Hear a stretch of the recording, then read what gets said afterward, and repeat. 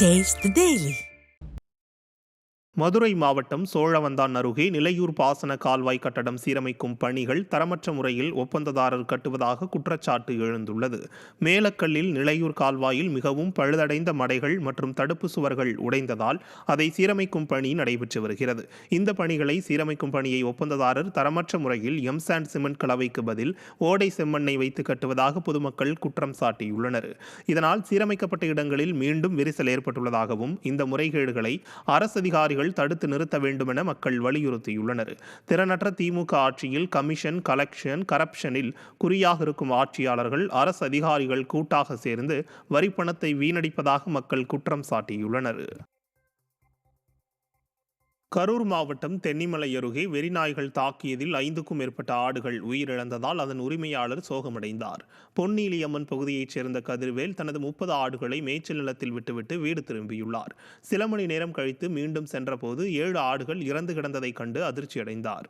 இதனால் தனக்கு நஷ்டம் ஏற்பட்டுள்ளதாகவும் அரசு உரிய நடவடிக்கை எடுக்க வேண்டும் எனவும் கதிர்வேல் வலியுறுத்தியுள்ளார். திறனற்ற திமுக அரசு தெருநாய்களை கட்டுப்படுத்துவதாக கூறி நிதி ஒதுக்கிய நிலையில் அதனை முறையாக செலவிடாமல் மக்கள் வரி வீணடிப்பதால் மக்கள் பாதிக்கப்படுவது தொடர்கதையாகிவிட்டதாக குற்றச்சாட்டு எழுந்துள்ளது. தருமபுரி மாவட்டம் சாமியாபுரம் கூட்ரோடு பகுதியில் கோயிலை அகற்றுவதற்கு எதிர்ப்பு தெரிவித்து அரசு அதிகாரிகளுடன் ஊர் மக்கள் வாக்குவாதத்தில் ஈடுபட்டதால் பரபரப்பு ஏற்பட்டது.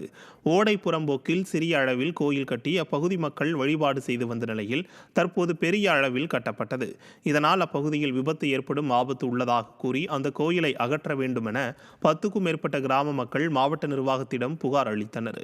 இதன் பேரில் வருவாய்த்துறையினர் ஆக்கிரமிப்பில் உள்ள கோயிலை அகற்றுவதற்காக வந்தபோது அப்பகுதி மக்கள் கோயிலை இடிக்கக்கூடாது என கூறி கோயிலை சுற்றி அமர்ந்து கொண்டு எதிர்ப்பு தெரிவித்ததால் பதற்றம் நிலவியது. விருதுநகர் மாவட்டம் சிவகாசியில் பழமையான சிவன் கோயில் தேரோட்டம் பாதியில் நிறுத்தப்பட்டதால் பரபரப்பு ஏற்பட்டது. தேர் 4 ரத வீதிகளை அடைந்த போது பக்தர்கள் திடீரென இழுப்பதை நிறுத்தியதால் திறந்த வெளியில் தேர் நிறுத்தப்பட்டதால் மழை வெயிலில் பாலடைவதாக பக்தர்கள் வேதனை தெரிவித்தனர். வடக்கு வாசலில் தேரை மீண்டும் நிறுத்த கோயில் நிர்வாகம் முடிவு செய்ததற்கு ஒரு தரப்பு ஆதரவும் மற்றொரு தரப்பு எதிர்ப்பும் தெரிவித்ததால் தேரோட்டம் பாதியில் நிறுத்தப்பட்டது. பேச்சுவார்த்தைக்கு பின்பு கோயில் நுழைவு வாயிலில் தற்காலிகமாக தேர் நிறுத்தப்பட்ட நிலையில் நிரந்தர முடிவு பின்னர் எடுக்க என தெரிவிக்கப்பட்டுள்ளது.